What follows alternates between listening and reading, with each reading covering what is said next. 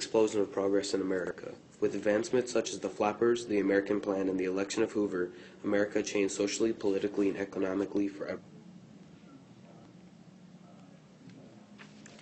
The 1920s, or the Roaring Twenties, as it was called, made an impact on the lives of Americans as art, entertainment, and prosperity brought about many transformations.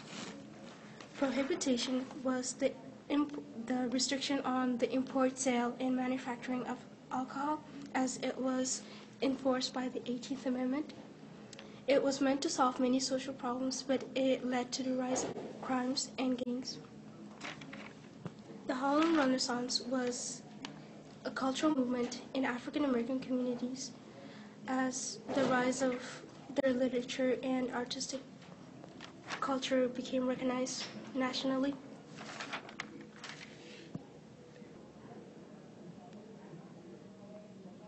The political characteristics of the 1920s.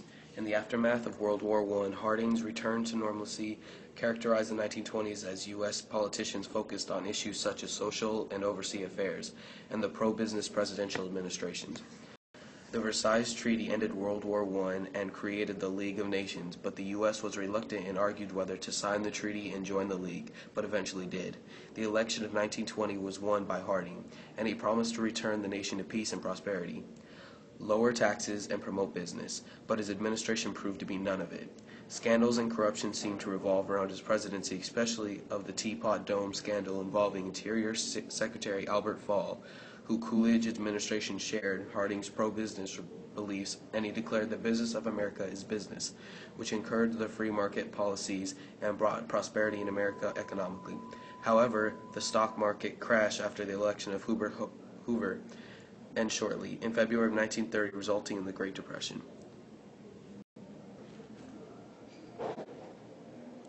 The 1920s was economically characterized in such ways that national change took over small businesses, creating powerful entrepreneurs such as Andrew Carnegie and Henry Ford. The American Plan was created by corporations to eradicate trade unions. It was used to describe their policy of refusing to negotiate with unions. World War I also turned the United States into the world's greatest debtor to greatest creditor. Dawes' Plan was an attempt to, in 1924, following with World War I, for the Triple Entente to collect war reparations debt from Germany. When the plan failed in 5 years, the Young Plan was adopted in 1929 to replace it. Stock market prices rose, and U.S. Foreign Debt Commission agreed to $11.5 billion over 62 years with Germany. The stock market crash left America in a tough spot for the upcoming years.